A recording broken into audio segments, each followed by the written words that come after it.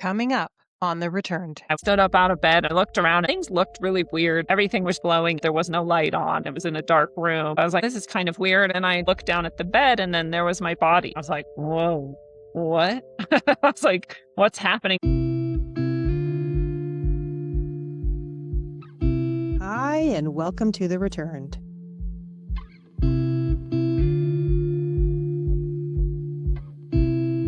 The truth always follows you back.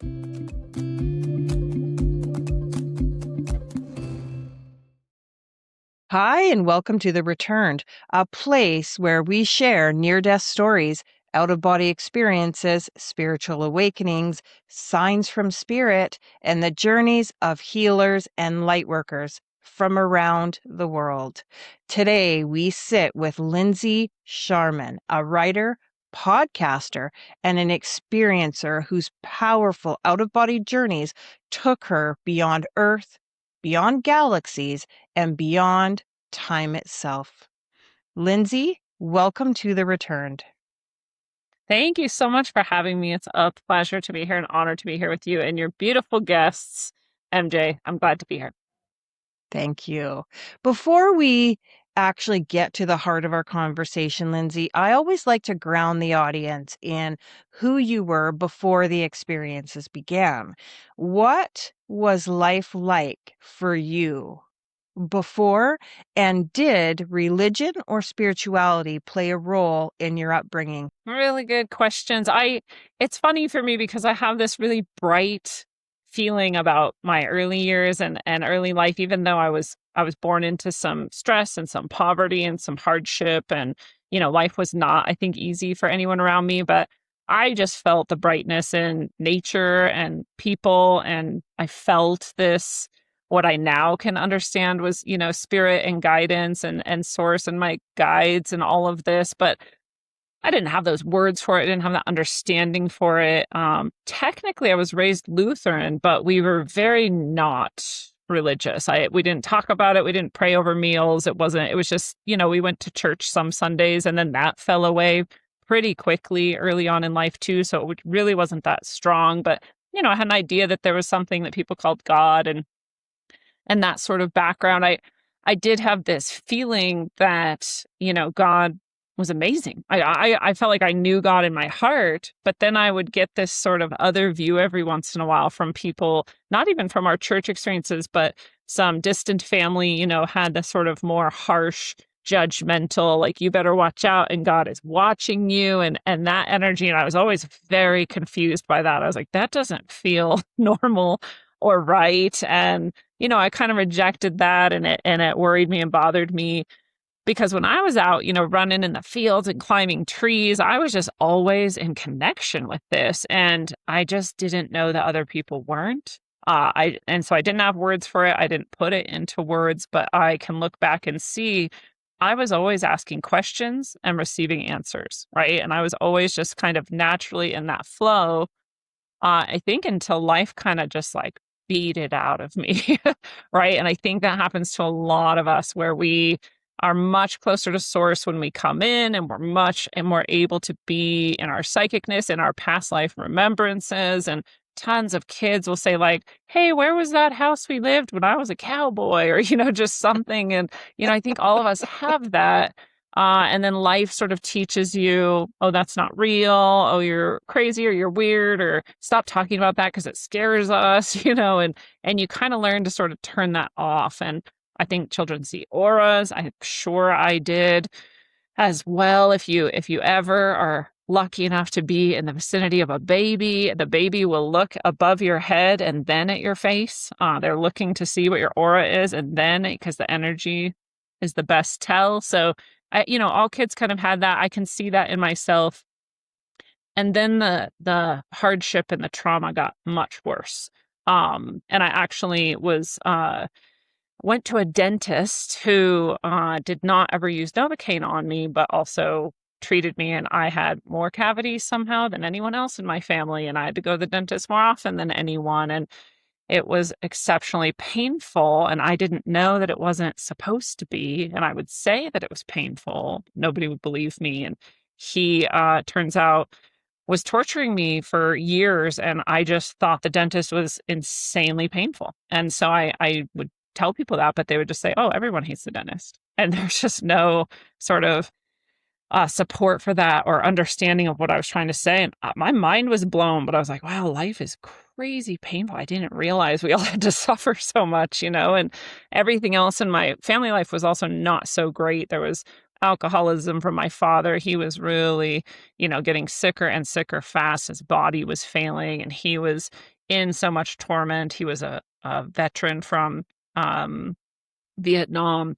And so he had a lot of trauma that was unhealed there and poverty and all these things. So I think a lot of it was people didn't really have time to understand what I was saying or needing or communicating. I was very young, was 5, 6, years old. And so I just thought that was normal. I much later in life connected with people in this small town I grew up in who also were tortured by this dentist, and seems to have a pattern where he chose the youngest child of a family in poverty, over and over again. So he was a serial torturer, and he had a type, and so in a way it was very validating because I was like, oh, finally I understand that was real. It really was that awful, and other people went through it too, and all of us have the telltale signs of PTSD. So, I didn't know, no one really knew, and it kind of got shoved to the side. Eventually we didn't go to that dentist anymore, and I got my first shot of Novocaine, and I was like, oh, this can feel painless? Like, why didn't I, it was pretty mind-blowing. Wow. So that was really bad. And I didn't know how bad it was for a long time. I wasn't diagnosed with CPTSD until I was like 30 years old almost. And I didn't ever suppress that memory, so to speak, but I didn't really think about it a lot. It wasn't fun to think about, right? And so it was very, very far away from my consciousness. I never really forgot. So kind of interesting to see how that worked. But I was deep in trauma, and I was deep in trauma for a long time. And I know that a lot of people who end up having profound experiences do have extreme trauma. So I didn't connect those things. Those were on my mind, as I went into later years of teenage, young adulthood. I thought of myself as traumatized. My father had eventually died. We had a hard life, but I didn't think of it as extreme as it actually was, because that torture was kind of on the periphery. But I definitely learned dissociation. I definitely was able to sort of, be completely disconnected from anything that was happening around me, and not really feel it or experience it. And in a way, that's a kind of superpower. It's a horrible one. I don't want it for anyone. But there is something to that I think does actually lend to spiritual work, which is really interesting.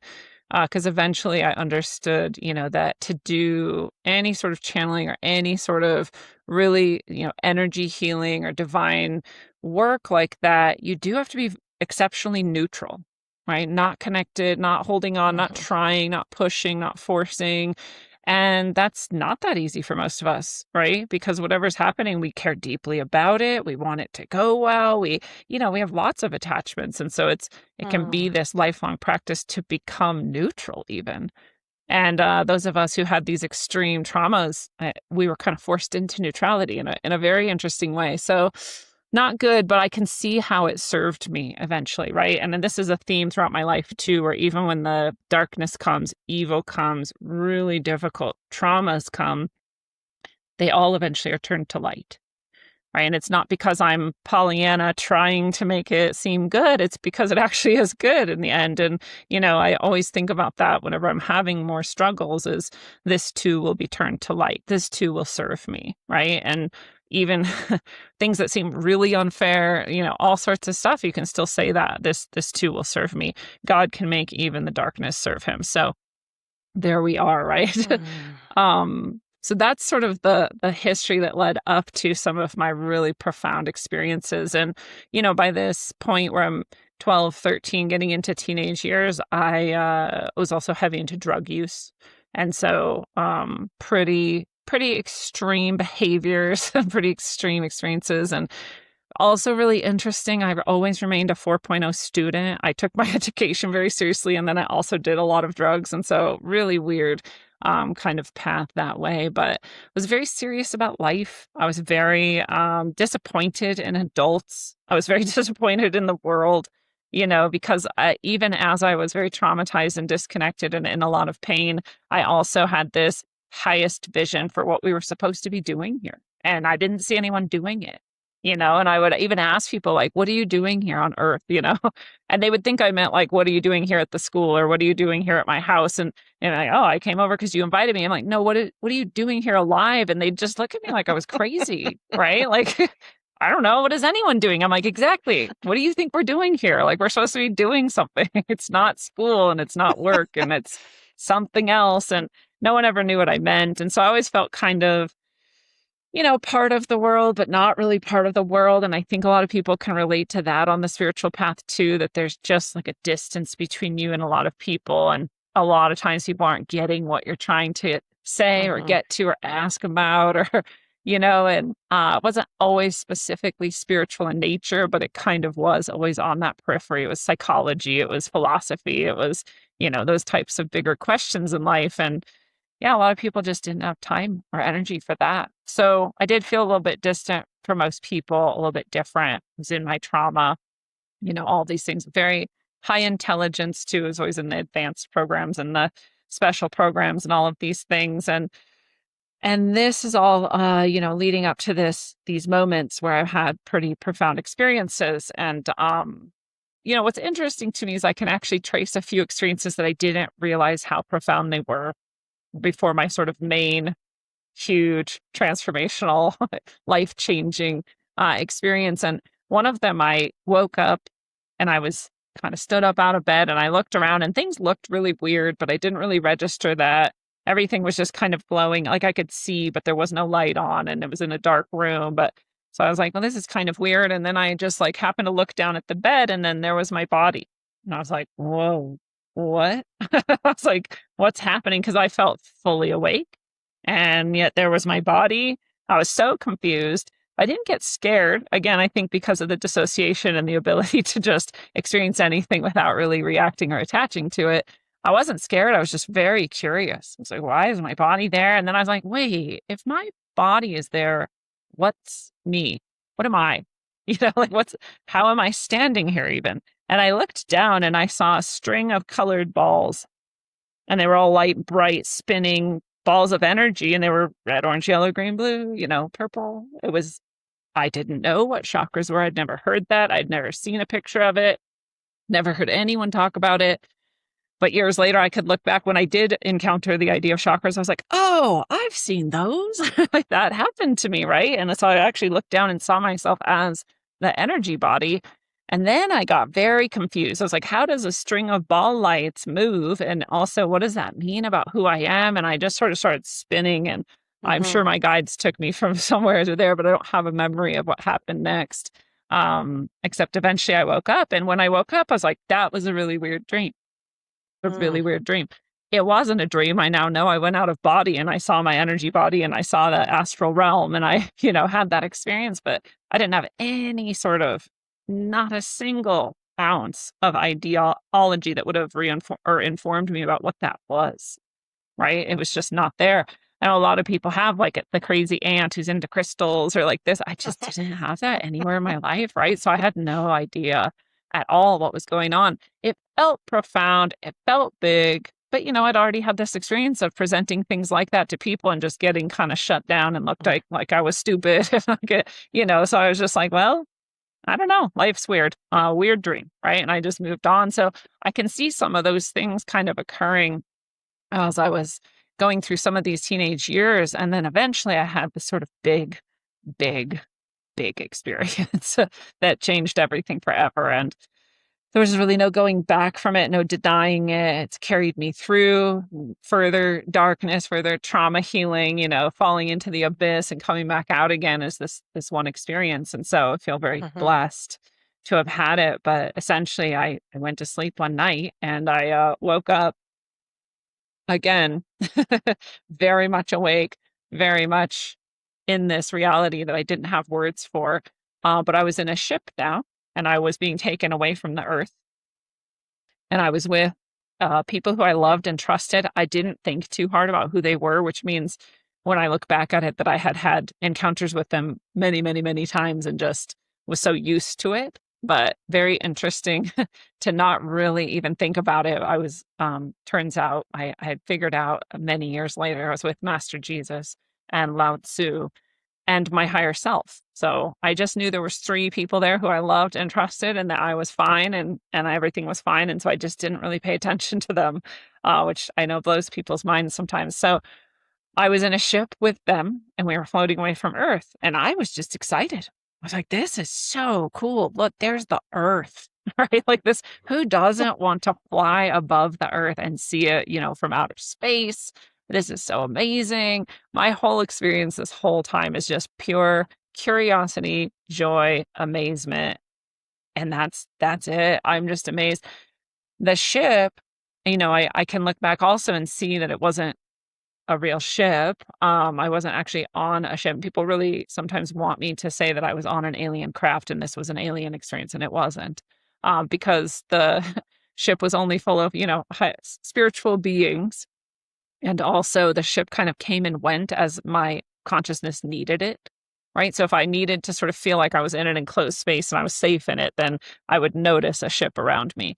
And if I was kind of lost in the experience of seeing like Jupiter as we fly by and like Saturn as we fly by, I was not aware of a ship at all. It was like there was nothing there, right? So in my mind, there's a window that I'm kind of pressed up against this whole time. But in reality, there isn't anything. We're just flying through the astral together, right? So the ship is a construct of the mind that is just there for my sort of safety and comfort and nothing more.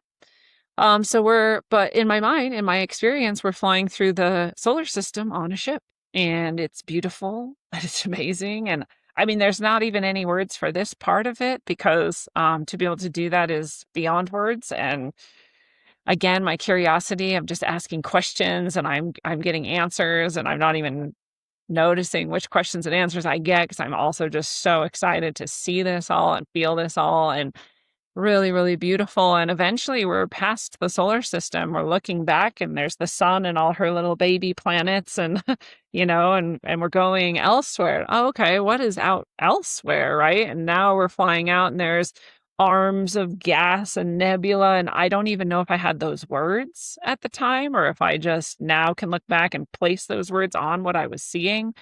But it was lights and colors and beautiful, shimmering and dark things and bright things and just bodies. And it wasn't always seeming to me to be as ordered as the solar system is, right? Where we all have orbits and it's all in a sort of cluster. Some of it just seems loose and moving around, maybe in a larger order that I can't see. I don't know. And we're flying through and then all of a sudden there's the Milky Way, right? The whole galaxy spinning and bright. And that's beyond description and beautiful.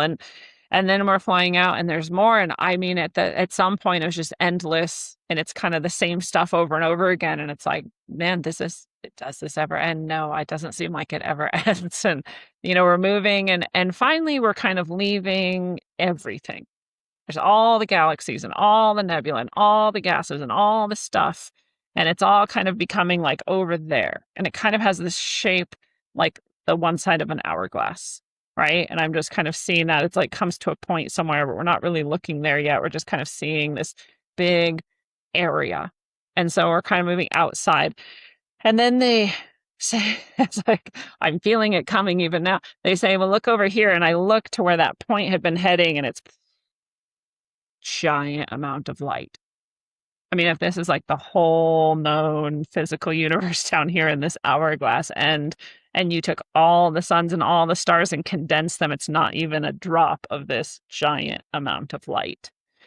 And this is the ball of heavenly light. I mean, and I was just now like mind blown. I couldn't say anything or ask anything. My heart was like so expansive and it's like I wanted to just be pulled into that space, and I was just everything in my soul, heart, mind, and body just wanted to go to that place. I knew that place. I could feel that place pulling me and calling me. I didn't need to ask. And in my heart, my mind, I just knew that's home. And I was just feeling this call to home. Here's where we all come from. Here's where we all go back to. That's our home. Right. And everything in my body just wanted to go there. I want everyone to go there. I want everyone to feel this. Like, can we take this back to people? I'm just overwhelmed by it.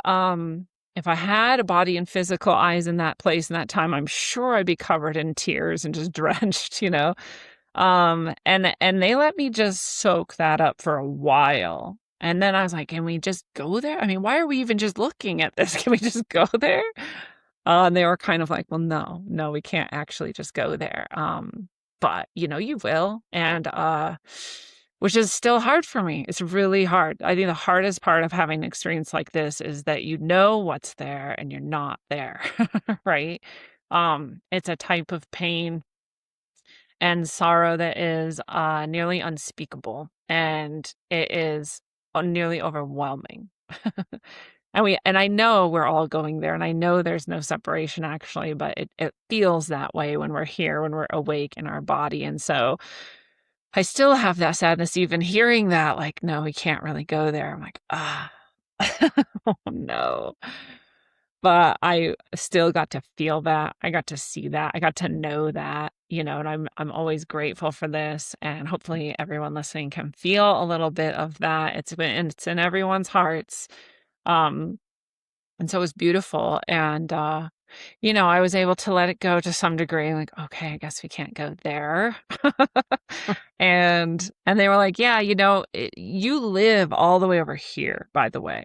Like, here's home, heaven, source, right? There it is on this hourglass, kind of spinning out into this wide bottom place. And we're all like all the way down at the bottom, all the way down at the bottom, where it's almost as far from home as you can get.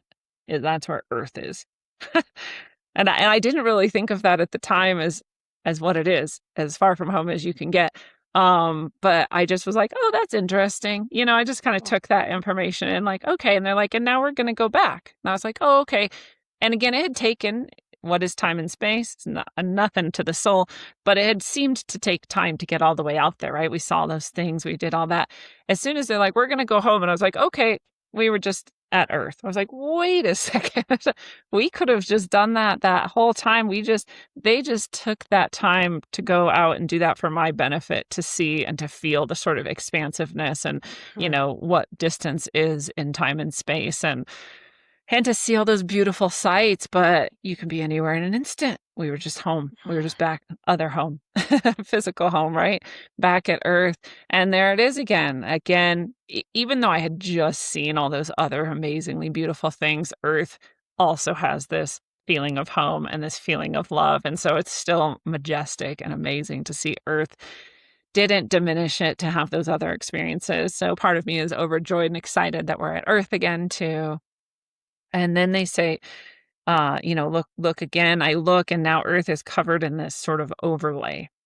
And it's like a skin, is put over the whole Earth. And it's these trillions and billions and trillions and infinite amounts of vortices.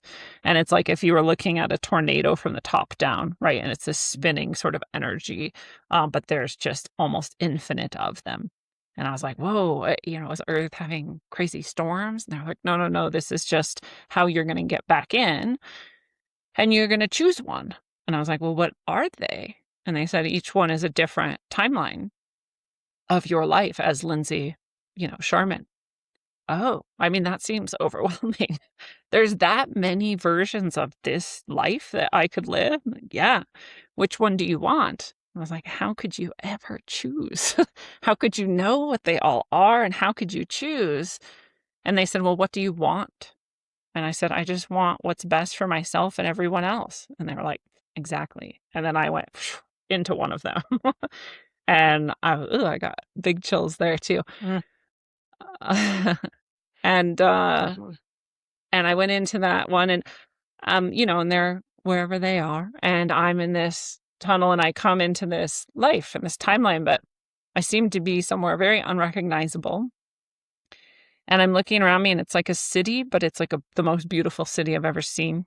It seems to be there's nature everywhere and just kind of balance, and it's clean, and uplifted in some ways I can't just describe very easily, and very, very different from, going to Seattle as a kid or whatever, like very different from what I see now. There's no telephone lines, there's no electric lines, but there's lights, right? And so, which I always felt ever since I was a kid, like, why do we have these ugly lines everywhere? It's just awful. Some part of my soul knows we can do better than this, right? And in this moment, I'm seeing and kind of understanding, yeah, we can do better than this.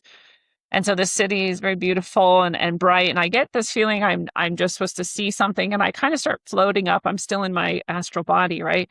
I start floating up a taller building and go up a few stories, and I'm floating outside this window, and I look through and I realize someone's sitting right there in the window looking out the window. And when I make eye contact with this person, I have this very bizarre experience of being that person looking out the window at this astral form of someone.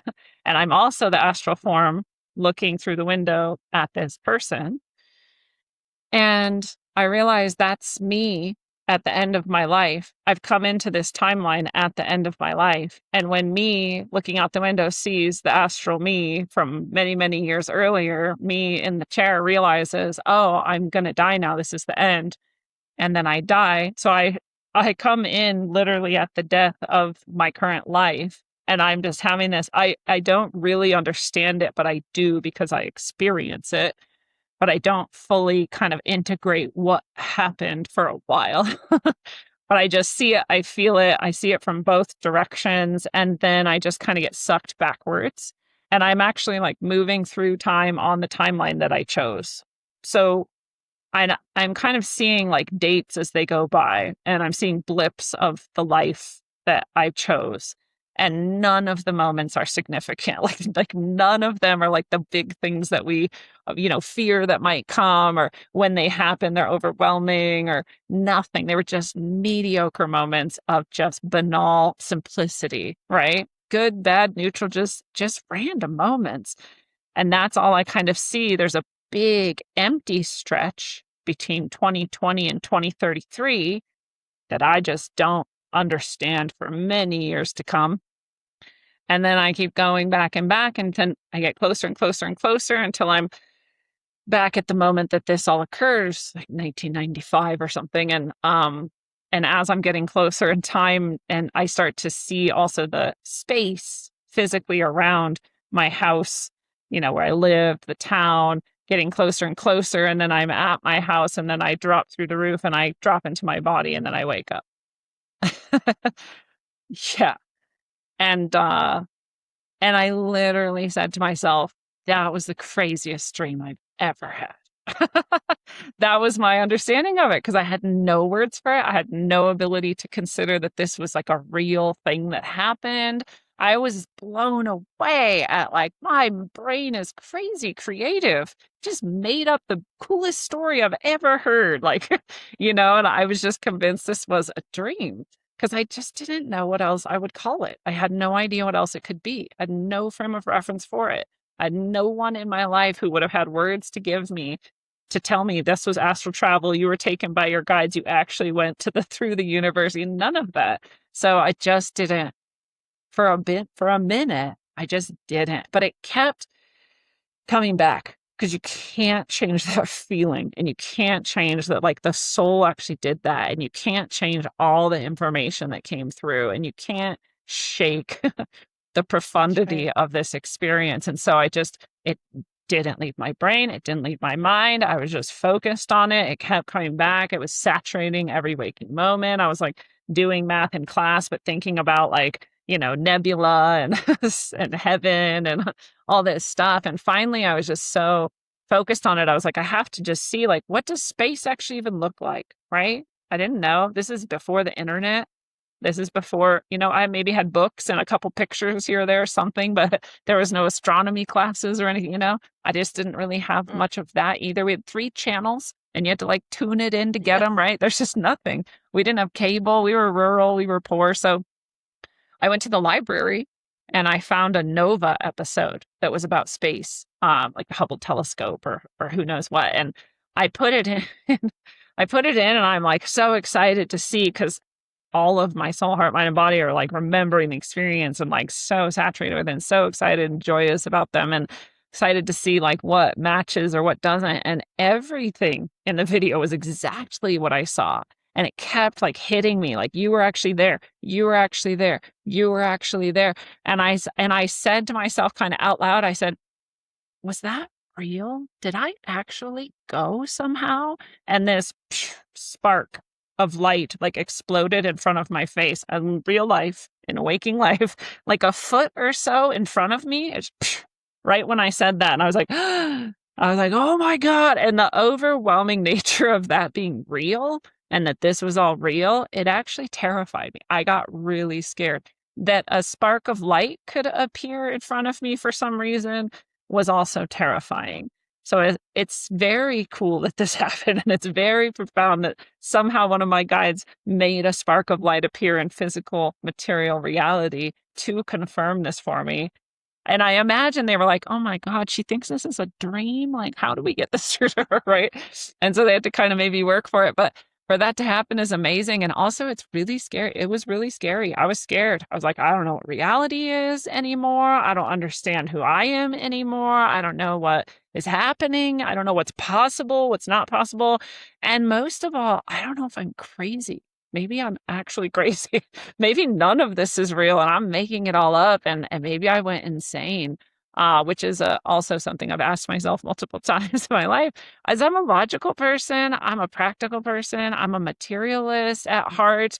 I'm science, math brain, like all of that stuff. So it was a big shift. It was a big shift for me. And so I was scared. I actually ran to my bed and hid under the covers for a minute to try to like process, and integrate some of this. And eventually I kind of got there. I was like, okay, stuff's weirder than I thought and something bigger than I thought was going on. And even in that, I can remember feeling like, I think I came in knowing some of this. I think I remember as a child just having this connection and this stronger guidance and this, and I kind of feel like, it's coming back now. And so I can remember feeling some of that too. And then I also had to come up against like, nobody cares. Nobody wants to hear about it. Nobody would believe me. I have no one to share this with, there's like nothing to do with this at all. It's just to carry for me. And so it's lonely. Right. And so some of that sadness of coming back to physical reality and some of that loneliness is there. And I think that's also very common for people who are on a spiritual journey, right? To some degree or another, even if they don't feel like they've had as profound of experiences or the same types of experiences, there's still that level of somewhat of loneliness, not always being able to just share this fully, not always being able to have other people who really get it and see you and can feel that, right? And so you're not alone. We're all, none of us are alone, but it can feel very lonely. And I felt some of that loneliness and some of that sadness. At the same time, as dark as things continued to be for a while in my life, every time I came up against any real darkness, that feeling, that energy and that connection would just pull me back out and remind me, no, you're going this other way. You leave that behind. You don't go in that room. Don't go down that alley. Like, keep going this way. And so brighter and brighter I got to get and more healed I got to become over time. But that was the fulcrum point, right? That was when it all sort of shifted pretty dramatically. Wow. Yeah. Your story, I know, is so big. I know I'm going to have you come back. I know, because I can just feel it. But can we focus on this one for the moment? Because this is quite heavy.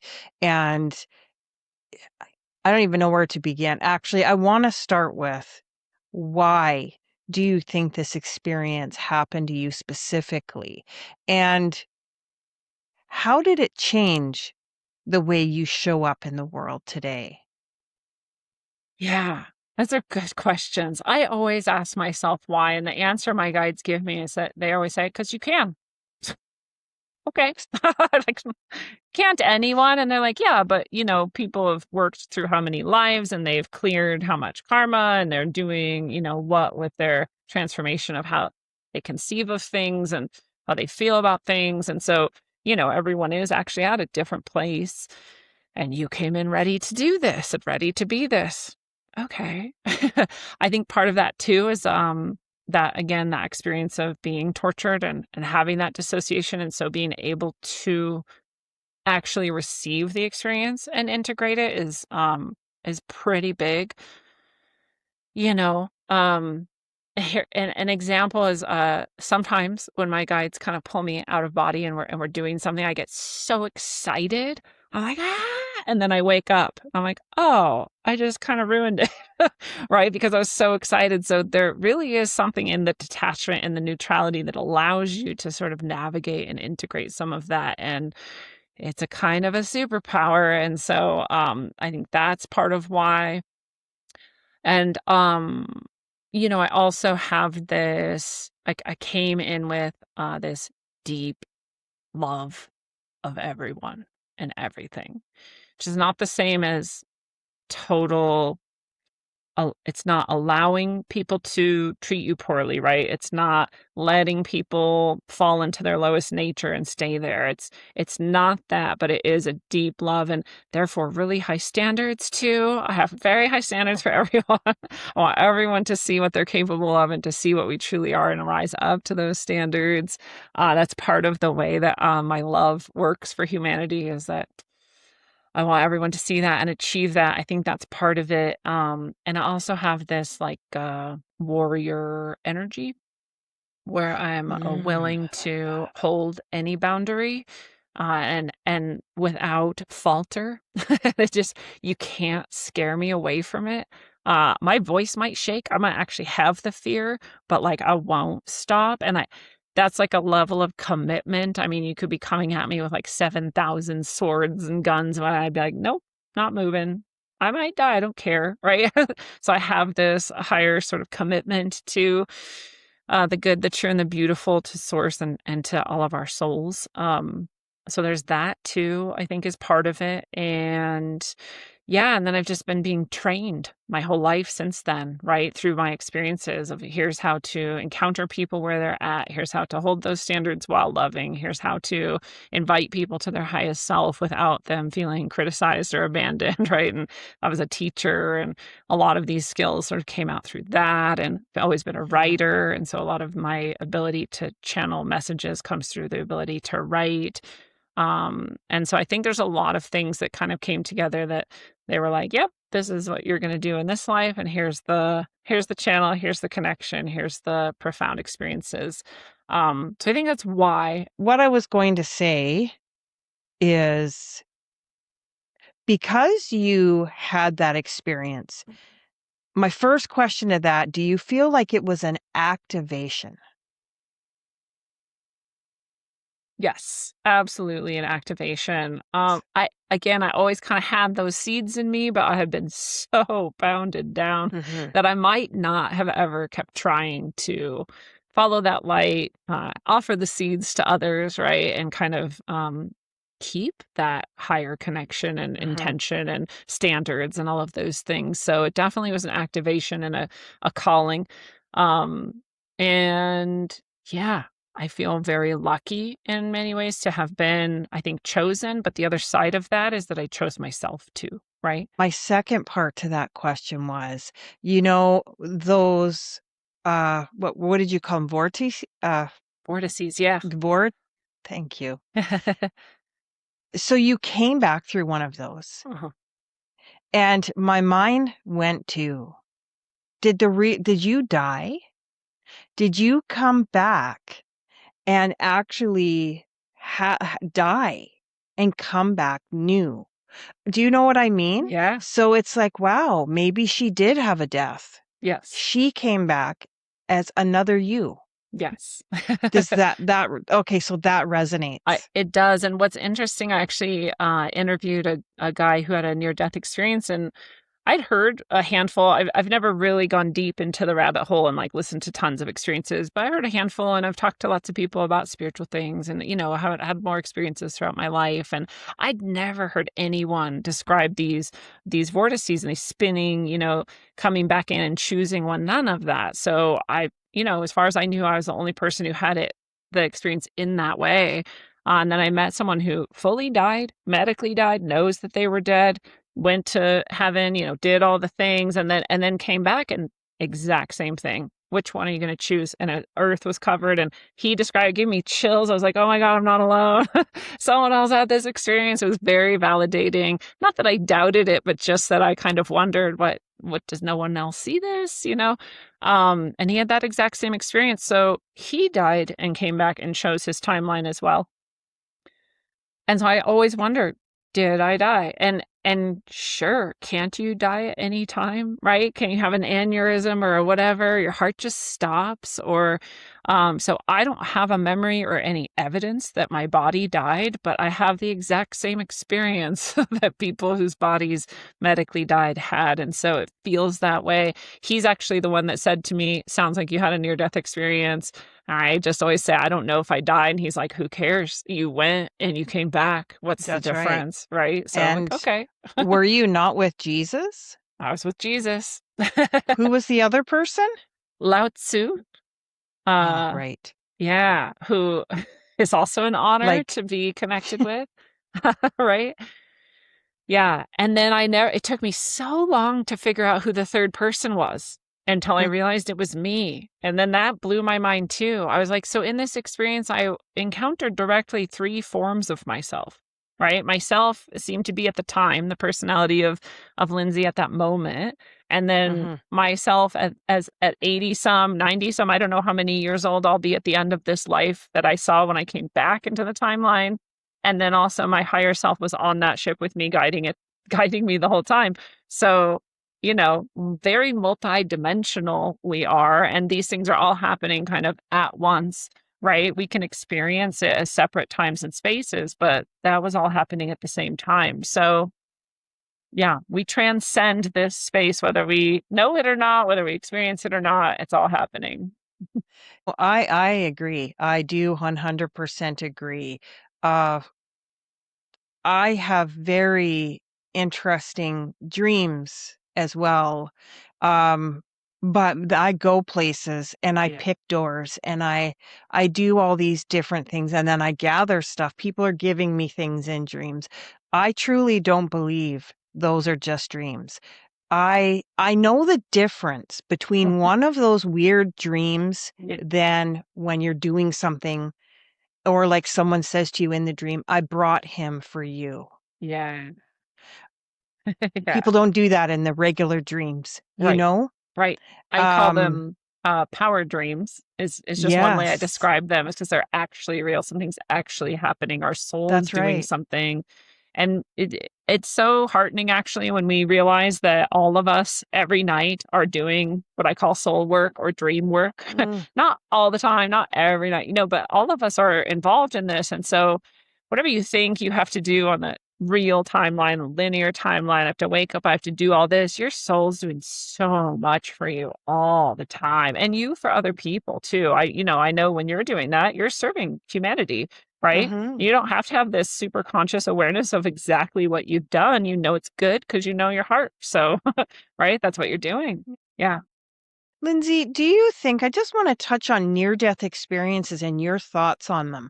I know you didn't have the classic near-death experience, but in my eyes, I think there was a death there, personally. That's just my opinion. Nobody else has to agree. But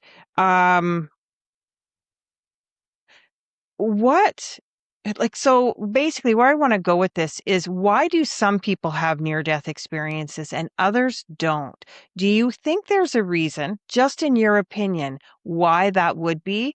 I believe that near-death experiences are activations of some sort, or maybe even a kick in the rear, like get going on your life type of experience sometimes. Why do some have that, and why do some not have that? Yeah. Yeah, it's a great question too. In my experience, there's a lot of souls who haven't actually chosen yet. It's not a bad thing. It's not a judgment. They're just not quite absolutely committed to one way or another. So there's some souls who have chosen sort of officially and formally like a darker sort of path, and there's souls who have chosen officially and formally a sort of lighter path. And then there's a lot of souls that are Not sure, right? And that's part of it. There are some people who just haven't chosen yet, so they're not going to have that same commitment and therefore guidance and therefore activation, and that there's also tons of karma, tons of karma, and a lot of people are all working through the karma, right? And so part of in this life, what I was able to do is take some of the really dark karma I had and use it for my own benefit. So even like we talked about, that situation with the torture was not good, not easy, not fun, wouldn't wish it on anyone, and also served me, like we talked about. So I was able to say, yes, I have this karma to work through, but let's use it in this way, and it's going to lead me to this, and I'm going to rise up in this way, and now I have these tools, and there we go. And so people who have sort of this stronger commitment to these paths of light, to service of humanity and all souls, can kind of work that way. And I that's a part of it too. There's also, though, this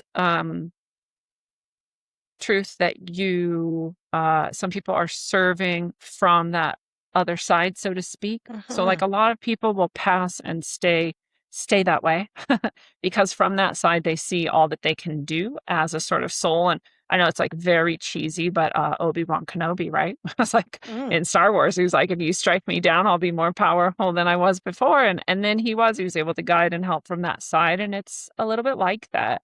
So some of us are coming back because we can serve here and we can bring some of that knowledge back, some of that wisdom, understanding, that connection back, and really rekindle the light here in the material. And then some people know that they can do that better from that side, right? So there's that piece of it. It's not always a conscious choice either. I know I talked to someone who had their near-death experience and they didn't want to come back. And they said, I don't want to go back. And then they felt like they were forced back. And so I don't know. It's hard for me to suss that because we do have free will. I almost think the higher self was like, no, I do want to come back, but my personality self is going to fight it, but we'll just go with it. Maybe there's a little bit of that going on, but there is something to, right? You had a plan, you had a choice, you had a commitment or not, and you had your karma and the way you're sort of working with all of it. It's very elegant when you can even get a glimpse from any kind of a higher perspective of how intricate and beautiful this pattern is, right? Of who's learning what and doing what, which mistakes and which karma, and then how we use that for light, and then who's going to go where and to what level of consciousness to pull this part through and then that part through. And I mean, it's beyond us. And when I hear from my guides, nowadays, especially when I'm working with other people, and they came in with soul missions that are very different from mine, and they have kind of questions about that. And that I get this message over and over again. It's like, of course there's a plan. And of course it's more intricate and perfect and beautiful and elegant than you could ever imagine. So just trust that you're exactly where you're supposed to be, doing exactly what you need to do. And that all those things, death or not death, coming back or not, they happen for a perfect reason. I couldn't agree more. Now, I would like to ask, why was Jesus with you, do you think? And why Lao Tzu? Lao Tzu? Lao Tzu, yeah. Yeah. I seem to have a lot Why of... were they with you? Yeah, I know. I've wondered too. I seem to have a lot of lives in connection with Lao Tzu. So I think I've worked under him or with him, or it was even maybe his family. And so I think that's part of why we're connected. And with Jesus, I also have a life where I was right before him. I was preparing actually the community to receive him eventually. We didn't know exactly when, but we knew that was going to happen. So I was in the Essenes community in that time right before he got here. So we're very connected too. He's like laughing at me right now. So both of them, I have like a real world, actual physical life connection to them. And I think that's part of it. Jesus has always resonated with me, actually. And I, even as a child, the other parts of church and stuff, sometimes we're like, I don't know, but there's cookies. So this is fun. And, this feels good. People are singing. I like it. But anytime Jesus came up, my heart just knew there's something there, and so there's part of that. And I also had a really, really dark experience, and Jesus came into my heart and just head to toe, just released me of all burdens. And at that moment in my life, I didn't even know you could feel that good, and that loved and that supported. And so it was a very transformative experience also. So we have that connection in this life as well of just direct experience with one another. And so that's definitely part of that. And as I've grown and learned and stepped deeper into my spiritual practice and spiritual service, I've gotten to know Jesus even better and understood Jesus is very different from all the other guides and all the other masters. And I work with ascended masters. I've worked with Sai Baba. I've worked with Lao Tzu. I've worked with a lot of even Carlos Castaneda, which blew my mind. I didn't know that he was an ascended, but and more. And so I have a lot of ascended masters I've talked to, and they even all say, oh no, Jesus is not one of us. He's higher than all of us. Because there's a lot of, especially in the sort of spiritual and communities, there's this idea that Jesus is another master. And I had that idea for a while too. And then I've started to understand that Jesus is actually different from all those masters. Jesus is actually God, actually source. Like he said, he wasn't joking. And we all are to some degree, and that's true, but that he's very different in that he is just God. And he came into this human form, to connect on a deeper level. But he's not the same as any of the other masters. So I've understood that too. And I think that that connection with Jesus is very important because of that. Jesus is actually God in matter, God in the universe. And another way to think of that is everything that exists is at least in part Jesus. So he's big. He's bigger than the ascended masters. They're humans who rose up to that level. He was already there and came down. Wow. Did these experiences change the way that you view suffering, challenges, or even difficult seasons of your life? Absolutely. Yeah. Both to understand that we have a choice. Mhm. That some people continue to choose things that cause more suffering for themselves. And so that self-responsibility was a big piece of that. But also, when things happen that seem like we did not choose them, like being tortured by someone, that also is actually in some way you chose it, in many ways you chose it and you created it and it serves a purpose. And it's really hard. I have many chronic situations and lots of pain and lots of illness and lots of transformation I'm still creating for myself around that. And I've come very far, but I still have those things. And so I do sometimes fall into deep physical suffering or mental suffering or emotional suffering, which I think sometimes surprises people. I think they think once you're kind of awakened and you're spiritually channeling, you're connected and all this, everything is perfect. And it's very much not the case. Everything is perfect, but it doesn't mean it's always feeling really good, right? Because we're still purifying, right? We're Yeah. having this human experience as well that comes along with a lot of emotion. Yeah. And sometimes it's really hard. And believe it or not, it's been pounded into our brains for many, many, many, many centuries, basically, Yes. to think, to do, to be like this, live up to the Joneses, do this, do that. Now, be someone Yeah. and try to get out of all that thinking. That is Yes. really, really hard, even for the most spiritual person. Mhm. I fall back all the time. I Yes. think it's normal for us to do that, you know? Absolutely. I tell Yeah. my husband all the time, it's 80-20. Yeah. 80% on good, 20% Yes. on Yes. bad. And sometimes you're absolutely right. And sometimes those 20% moments, you're like, how is it this bad though? I thought I've had Right? all this progress. How is it this bad? And I'll be kind of like screaming at my guides, like, why is this like this? And I'm crying, I'm lamenting, and they're just like, it's gonna be okay. Every time it's okay. And every time you go through this and every time you come out the other side, even brighter than before. I'm like, okay, just breathe that breath. There is another side, and on the other side, it's brighter. And it's always true. On the other side of the suffering, there's something that you just let go of. There's something you just finally purified. There's some new understanding. Even if you've had the understanding before, it's deeper in there, right? And some new level of clarity every time, unless we go the other way.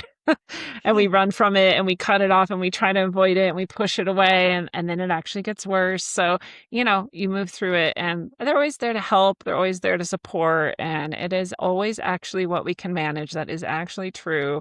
Does not seem that way sometimes, but it is true. And it is all stuff we actually do have to move through. That's the purification process. And so I do see that as suffering. And some of the other types of suffering, like that loneliness, that's still kind of there, right? Even though I get people like you and this audience we get to connect with, right? And so that's much better in a way than it was. At the same time, no one's ever going to be on your spiritual journey with you. No. They don't know. No one can know exactly what it is to be you here now doing this. So there is a loneliness to anybody who's awakening, right? To any level of that. You can have your soulmate with you and they get you so deeply and they love you so much and they still don't get 100% of you because they're not you, right? So there's still some loneliness. There's still some sadness, especially that we don't all just get to be in heaven now. There is some, sadness that when you look at the world and you just want to say to people like, hey, did you know you're God? You're perfect. Everything's perfect.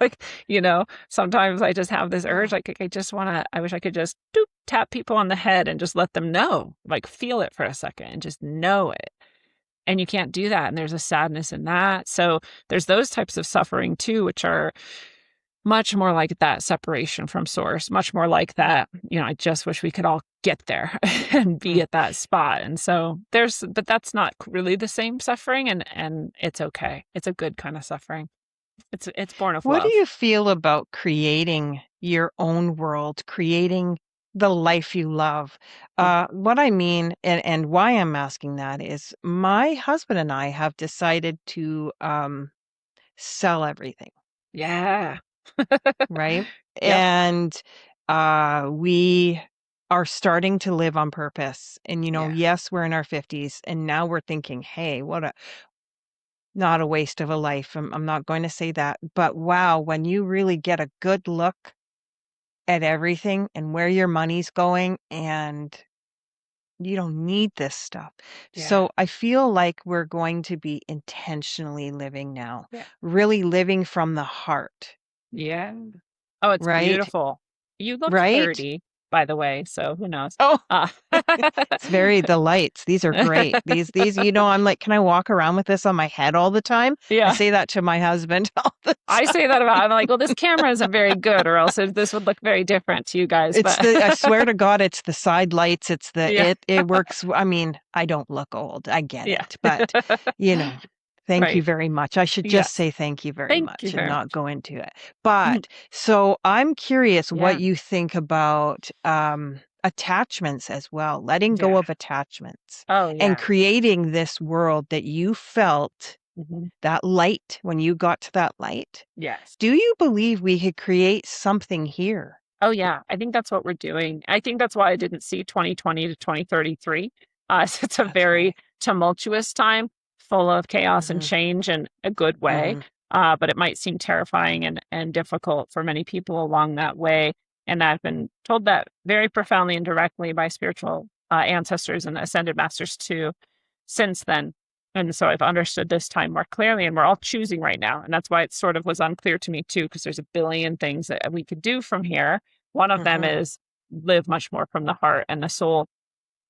And a lot of people are waking up, and we can see that. And people have called it the Great Awakening, and I see it and I feel it. And it's not going to be on the news and it's not going to be promoted, but we can all feel it. Those of us who can sense that it's here, it's happening.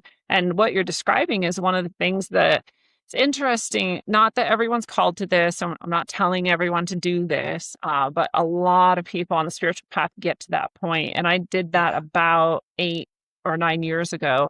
I just was done. I'd been teaching for 14 years. I loved it. I love the kids. I love what I do. I love the lives I got to change and how beautiful that was.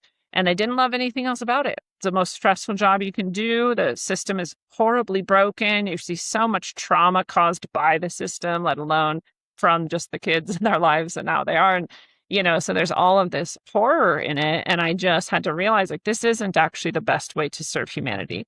It was, and it was good for me while I did it. And then there's something else. And I'd already, done channeling and done spirit work and done all this stuff. And so it was really like, well, yeah, now it's time to step more into that, which I don't know how that looks. And that's terrifying. But also, I can't have a $2,000 a month mortgage and a $500 a month car and insurance and a this and a that and all that stuff and do this. So I have to let it go. And it came very clearly to me multiple times. They were like, it's time for you to go. You're going to leave your job. You're going to sell your house. You're going to sell your car. I even left the person who I was with, who I thought we were going to get married and spend together, forever together. That also had to go, which also not for most people, but just was my situation.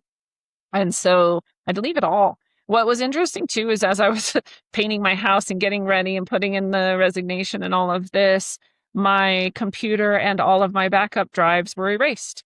So my whole life of digital life was gone. All my books I had written, all the articles and research and poems and all my writing was gone. All my pictures from my whole life were gone. All of them were gone. Everything was gone. All my music was gone. It was just poof, gone. And it ripped me apart. Everything else was actually easier to leave than that somehow. When we create these digital records, we're like, this is who I am. Here's this folder and it's full of these things I love. And here's this and this is me. And so that got erased too. And I was like, really, God? All of it? All of it. It's just all gone. I was also leaving my home, region where I'd grown up in the Pacific Northwest and all my life I had spent there. And, so I was leaving that too. And so I was like, even this, I have to leave. And I was getting in a van. I sold everything I got in a van and I was driving around the country and I didn't know where I was going to end up and I didn't know what I was going to do. And I knew that I was at least going to camp and road trip for a while and just kind of see where I felt drawn. And I was drawn eventually to my soulmate in Colorado, and that's where he lived. And I ended up there, and I've been here since, and we're been together since. And so that was all miraculous and beautiful and perfect as it should be. But I realized eventually too that even the hard drive, even all that stuff had to get deleted in this bizarre way that seems impossible for me to actually let go of all the aspects of who I thought I was, right? And it was so funny because one of my shamanic teachers years before that said to me, hey, when the time comes, just remember, you get to talk how you want. You get to change your hair, how you style it. You get to change what you dress like, and it might be really different from anything that you've done before. And I was like, that's a really weird thing to say. I was like, I don't even really know what that means. I don't want to change any. I'm happy how I am, right? And then those years later came and all that got deleted. And I was like, I am actually really different than I thought I was, right? The way I talk is very different. Who I am is, and all those songs and all those things and all those poems, they would actually be sort of like trapped me in this old version of myself. So I would never have done that on purpose to myself, but my soul knows what's best and my soul made it happen. And so what you're doing and what you're describing is often a piece on this path of really radically letting go of who you were and really stepping into the unknown and trusting that that is exactly what you're supposed to do and that you'll be guided. And what most of us want is like, okay, but what am I supposed to do and how do I do it and where's it going to go? And I kind of let go of most of that and be like, I don't know. It's just going to be how it is, right? I learned that as a child too, as you spoke about your abuse. I feel that background of mine as well allowed me to be freer and not care so much where I'm going. I don't know why. I never had really strong attachments. I think that is why. And I used to think that it was bad. But now I really think that it's good. Yeah. Personally. Yeah. It's a really good point. Yep. Yeah, Mm-hmm. because I see a lot of people and I just kind of attributed it to being a Sagittarius where I was like, of course I love to just go and just do and just, new things and new experiences. And so I can let go of stuff really easy and, step into this. And other people would be like, well, I can't leave this job. What will I do? And I'm like, it's a job.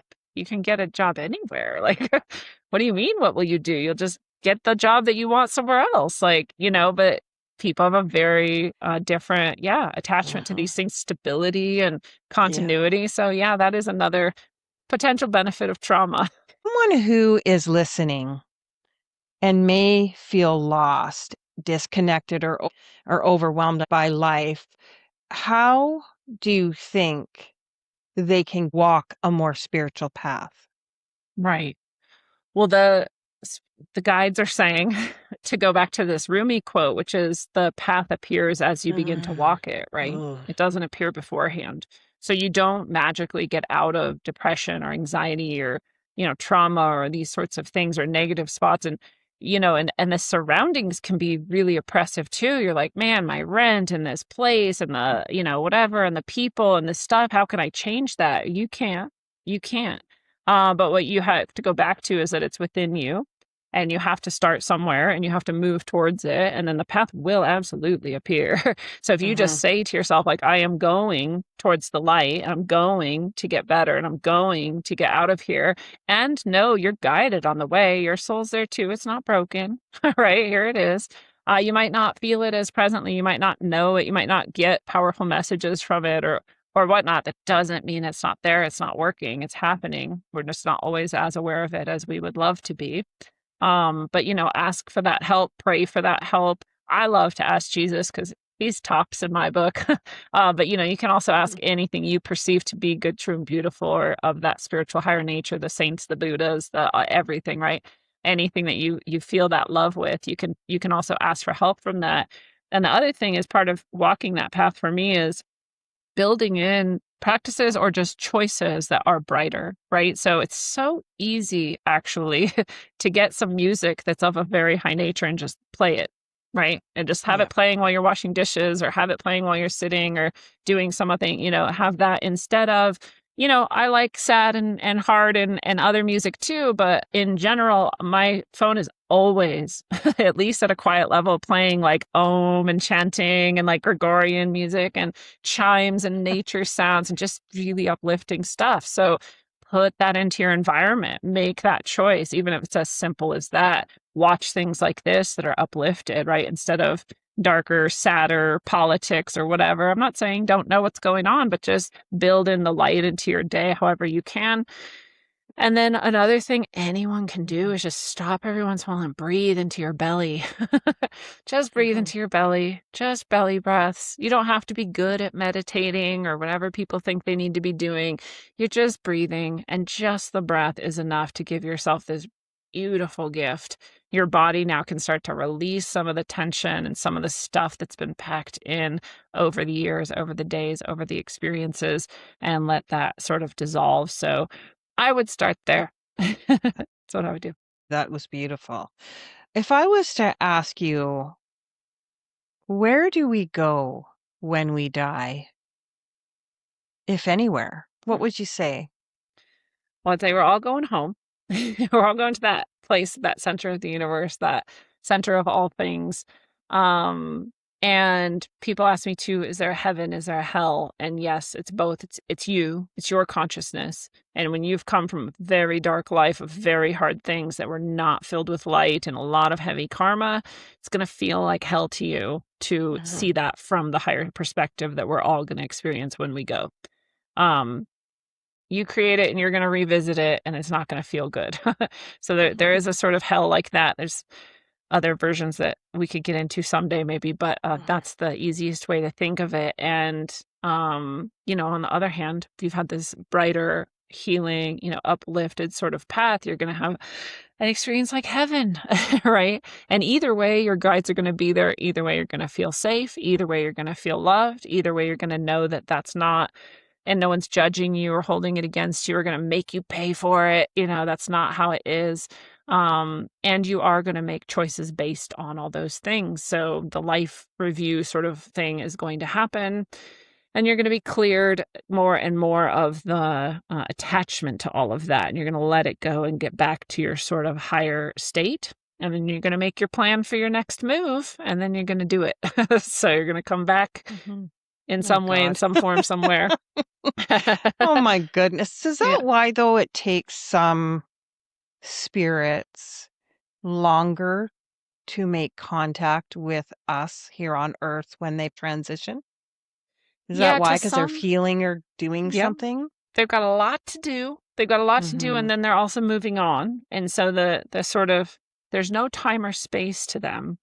But the way they might experience it, or the way we can imagine how we can put it into words, is that they're going to have a certain time where they can kind of reach through and connect with different people, different souls in different ways to try to help them, right, at on their timeline. And so they do that kind of all at once.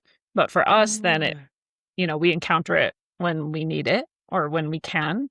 And that might be years or months or decades later to us. But to them, it happened then, right? And so they're still, and they're still here in that way. And they're also not here anymore, right? I think they're like you could be everything everywhere, right? Yes. Yeah. Forever, do you think? In a way, because there's no time or space, but in another way, they have moved on eventually and been reborn also. So now they've had to have a different timeline, but does their timeline still say Jessie May? Her timeline, she may now be Denise whatever, and now she was Jessie May. Maybe Jessie May's timeline at some points can still exist? Yeah. I mean, right now we could go back to any of our past lives and interact with them as though they're happening in real time, and that can have real effects on our moment now. Oh, yeah. It's very hard to describe from this perspective because it actually is not linear, but we can only experiencing it linear, right? But once you get up into those realms, like, there is no time or space. You have spent years and years and years, literally years, working on consciousness, the mystery, the unseen, through your own work, right? Yes. Yeah. Can you tell us about services, projects, published works, podcast, and where people can find and connect with you, please? Yes, there's so much. It's overwhelming for people. Uh, I don't mean for it to be. I actually people are like, where do you have time for all this? I'm like, I don't know. This is just how I do it. This is just how it works for me. And so I do have a lot. So if you go to roguesoul.org, that's my site, and it's the hub for everything I do. It really is good to explore there because the books that I have are there. The services I offer one-on-one are there. I have some group events and services there that you can connect with. I have orgone that I create that's very high-powered and high energy, and anyone can receive that and have it in their space and uplift any of their spiritual work or prayers or meditation or manifesting work, any of that, or just uplift the space. And that's all there on the site. The show I do is Rogue Soul. That's also on the site, so you can link to it on all the places, YouTube, Rumble, podcasts, all of it from there.